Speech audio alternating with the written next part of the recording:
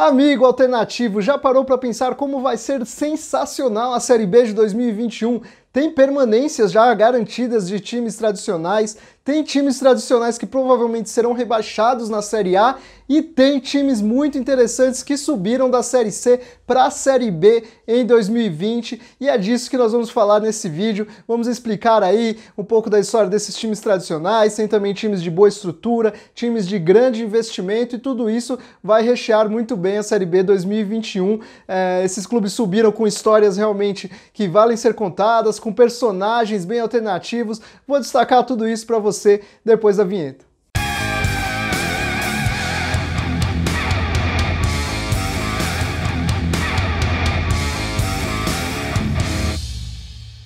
Primeiro quero recomendar para você o aplicativo OneFootball. Acesse o link que está aqui na descrição, baixe o aplicativo e aproveite todas as funções que ele tem. É o melhor aplicativo de futebol da atualidade porque tem notícias, tem estatísticas, tem tempo real de jogos, tem vídeos e tem transmissão ao vivo de partidas do campeonato francês e do campeonato alemão. Então baixe e não perca tempo.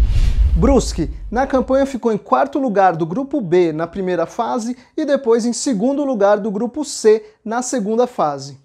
O Brusque é um time com 30 anos de existência, mas tem se tornado mais famoso nacionalmente, é claro, nos últimos 5, 6 anos aí. Em 2015 o time estava na segunda divisão catarinense e aí conseguiu subir nos estaduais, conseguiu fazer boas campanhas nos estaduais e conseguiu agora se destacar nacionalmente, foi campeão da Série D em 2019 e agora na temporada 2020 já consegue também subir para a Série B, fazendo algo que outros 8 times conseguiram na história, que é exatamente isso, subir da D para C e no ano seguinte já subir para B novamente, né? Os clubes que conseguiram isso foram o Brasil, CSA, Joinville, Londrina, Oeste, Operário, Sampaio Correia e São Bento. Esses clubes conseguiram isso e agora o Brusque entra aí então como o 9º clube dessa lista. É normal que os times da Série C tenham muitos altos e baixos durante a campanha, muita irregularidade. A gente não teve aí realmente uma campanha brilhante do começo ao fim nessa Série C, como em outros anos anteriores, né?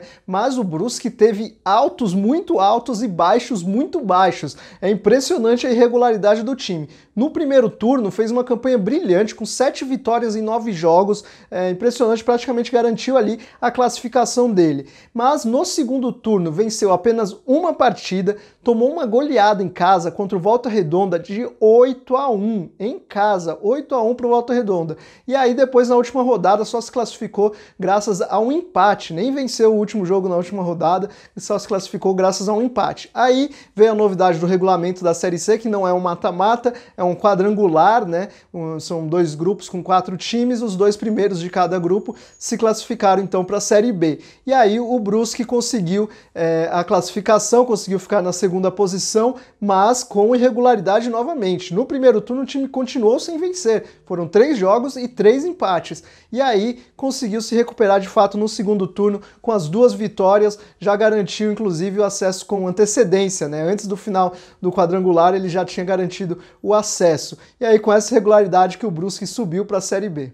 E quero destacar 3 personagens importantes sobre esse acesso do Brusque. O primeiro, mais importante em campo, Thiago Alagoano, grande jogador, talvez o craque da Série C, é o artilheiro, apesar de não ser um centroavante, daquele típico centroavante fixo, ele tem 12 gols, né, se movimenta bastante, participa também bastante da criação das jogadas da equipe do Brusque, né? Então realmente um cara muito importante que tem 12 gols na Série C, 21 gols na temporada, está entre os principais artilheiros do Brasil na temporada 2021, então muito destaque, realmente muito mérito para o Thiago Alagoano. Fora de campo, vale se destacar o investimento de Luciano Hang, um personagem bastante controverso, né, o velho da Havan. Tem méritos por estar investindo no clube, o clube tem crescido desde que ele passou a investir, né? Ele é o dono da Havan, que é uma loja ali que é muito forte em Santa Catarina, e aí ele passou a investir e o clube continua a crescer, né? Mas também tem que se destacar que, por outro lado, boa parte da crise ali que aconteceu no segundo turno da Série C, ele esteve envolvido também, porque houve realmente uma briga política ali, parte da diretoria do Brusque estava apoiando um candidato nas eleições municipais de Brusque, o Luciano Hang estava apoiando o outro, E aí criou-se ali um ambiente conturbado no meio de toda aquela crise técnica. Claro que, né, não dá para acreditar tudo ao Luciano Hang, né, não foi ele culpado por todos os problemas que aconteceram. Teve até surto de Covid também, que atrapalhou muito o time. E aí vale de citar uma decisão importante, né, da diretoria, que apesar do time ter tomado 8-1 em casa, né, um resultado que provavelmente demitiria aí 90% dos técnicos no Brasil, o técnico do Brusque foi mantido, Gerson Testoni, que é o terceiro personagem que eu quero destacar, porque é um cara que já estava no time desde o acesso na Série D, o título da Série D do ano passado, ele estava lá, foi efetivado, né, e agora assumiu o comando do time de fato e conseguiu recuperar a moral da equipe depois dessa goleada, desse final de primeira fase ruim. Na segunda fase ele levou o time ao acesso. Londrina. Na campanha ficou em terceiro lugar do grupo B na primeira fase e depois em segundo lugar no grupo D na segunda fase. O Londrina é um time que nos últimos anos estava até brigando para chegar na Série A, né? Estava fazendo boas campanhas seguidas na Série B, chegando perto do acesso, mas aí veio o rebaixamento, então em 2019 o clube caiu, ainda demorou para aceitar a queda, ficou brigando na justiça com outros clubes, com alegações que sinceramente até hoje eu não entendi, tinha a ver ali com fair play financeiro, a justiça não aceitou, o Londrina só foi aceitar o rebaixamento de fato em meados do ano passado, e aí foi disputar a Série C e conseguiu esse acesso de uma maneira realmente bem complicada, né? O time se achou que ia ter dificuldade na Série C por já ter um clube bem, né, bem estruturado, bem organizado, foi bem difícil. Na primeira fase fez uma campanha consistente por ter se mantido muito bem em casa, né? No Estádio do Café, o Londrina realmente teve um aproveitamento de mais de 90%, quase sempre vencia, mas tinha dificuldades fora de casa. E ainda assim arrancou alguns resultados importantes e se manteve ali no G4 durante boa parte da primeira fase, então até ali foi uma campanha bem consistente. Chegou na fase final, foi tudo ao contrário, foi tudo com muita emoção, o clube acabou só empatando em casa e conseguiu vitórias fora de casa, inclusive o acesso veio fora de casa e com alguns jogos bem polêmicos aí, né? Teve um jogo contra o Ipiranga, por exemplo, em que o Ipiranga estava ganhando por 2-0 e aí teve 3 jogadores expulsos numa confusão enorme e aí o Londrina acabou virando para 3-2 e se você levar em conta, né, que é um quadrangular, resultados, diferença de pontos ficou muito pequena.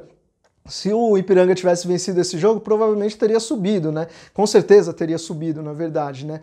E aí teve um monte de reclamação de arbitragem. Eu não gosto muito de entrar, né, em questão de arbitragem. Se você conhece a última divisão, sabe que a gente não entra muito nesse assunto. Mas é fato que o Ipiranga reclama bastante desse jogo.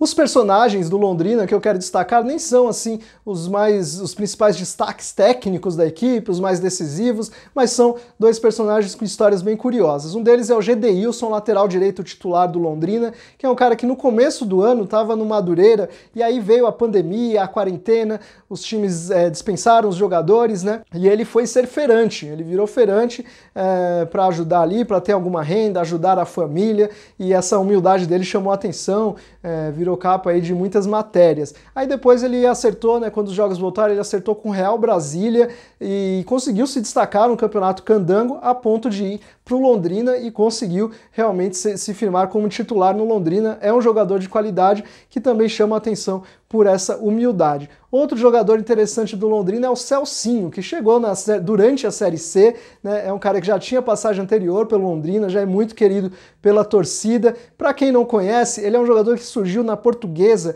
e era chamado até de novo Ronaldinho Gaúcho, né? Por uma semelhança física na época, também mostrava grande habilidade ali e tal, surgiu como muita promessa, depois acabou não vingando tanto, né? Jogou em alguns times de fora, jogou em alguns times menores, mas se destacou de fato no Londrina e aí voltou agora para essa Série C e foi importante, fez alguns golzinhos, foi importante em mais um acesso do Londrina.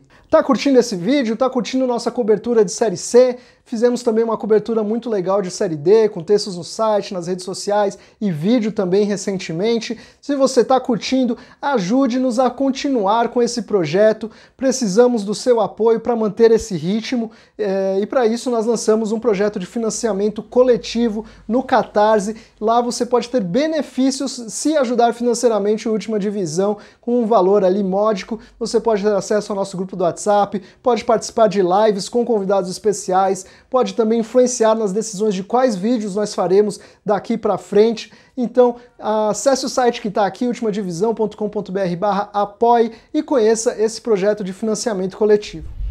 Remo, na campanha, ficou em segundo lugar do Grupo A na primeira fase e depois ficou em primeiro do Grupo D na segunda fase.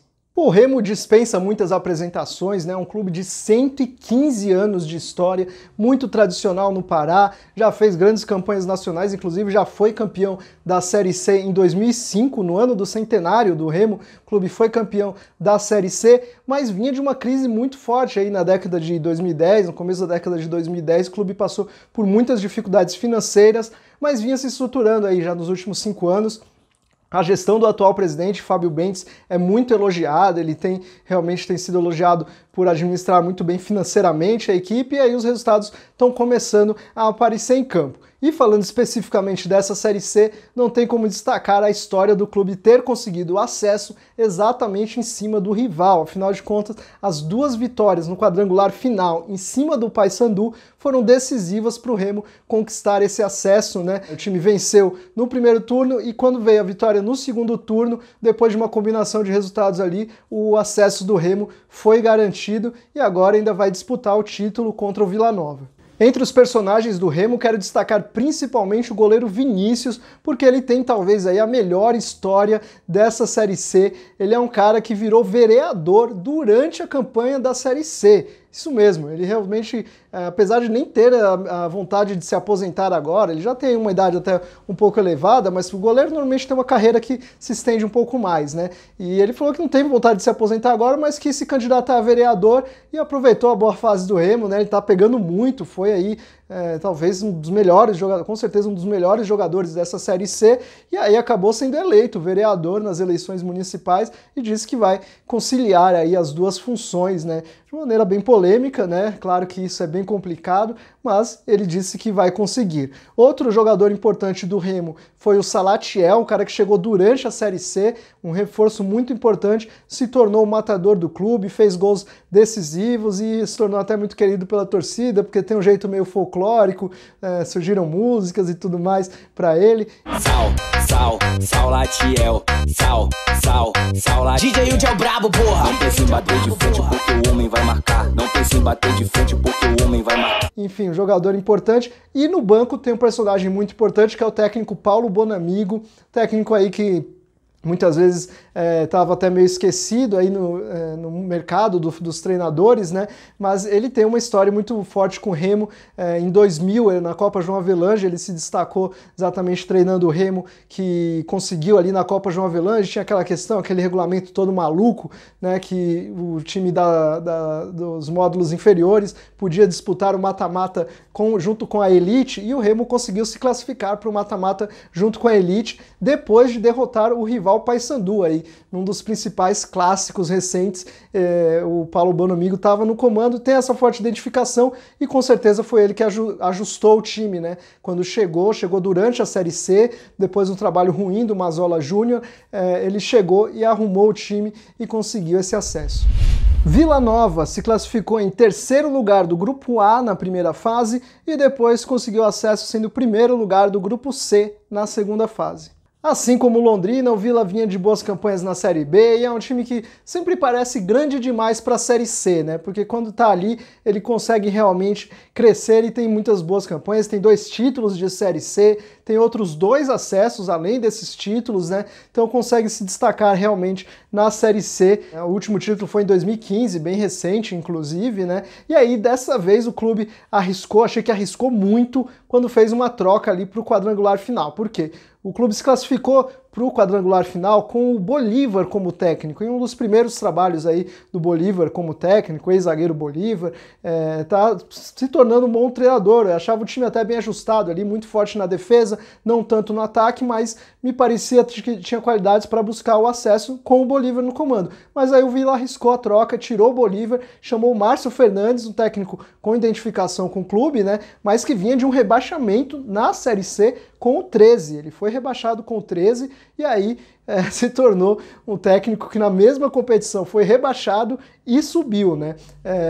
E foi uma mudança de característica até, né? Porque o time era muito defensivo, o Márcio Fernandes fez o time ser um pouco mais ofensivo e aí isso acabou dando certo para o time subir, ainda que tenha sido no sufoco ali na última rodada, com um gol nos últimos minutos, mas foi importante e conseguiu a classificação para a final, ainda vai buscar aí um tricampeonato da Série C. E os personagens do Vila Nova que eu quero destacar são dois jogadores bastante conhecidos do grande público. Um deles é o Alan Mineiro, jogador que teve uma passagem pelo Corinthians, né? Uma passagem até bastante frustrada, mas que consegue se destacar no Vila Nova, já é bastante querido pela torcida do Vila Nova e vinha de uma lesão muito grave, sofreu uma lesão muito grave em 2019, passou boa parte de 2020 se recuperando, mas aí veio a quarentena, a pandemia, e aí ele conseguiu se recuperar durante esse período para ajudar bastante o time na Série C, fez golaço, ajudou bastante. Outro jogador conhecido que eu quero destacar é o Emanuel Biancucci, aquele que passou pelo Vasco, que é primo do Lionel Messi, irmão do Maxi Biancucci. Ele foi expulso no mesmo dia que o Messi que foi exatamente na última rodada da Série C. Ambos foram expulsos, mas o Emanuel Biancucci fez o gol decisivo do acesso do Vila Nova. Ele entrou no segundo tempo, olha a história, ele entrou no segundo tempo, ali cerca de 25 minutos, tomou um cartão amarelo e aí fez o gol e foi comemorar tirando a camisa e foi expulso. Apesar da expulsão, o Vila conseguiu segurar o resultado, passando muito sufoco, né? Mas contra o Ituano, o Ituano chegou a meter bola na trave, enfim, Vila passou muito sufoco, mas conseguiu, e aí o Biancucci e o Messi foram expulsos, mas o Biancucci fez gol decisivo. E você, Messi, fez o quê?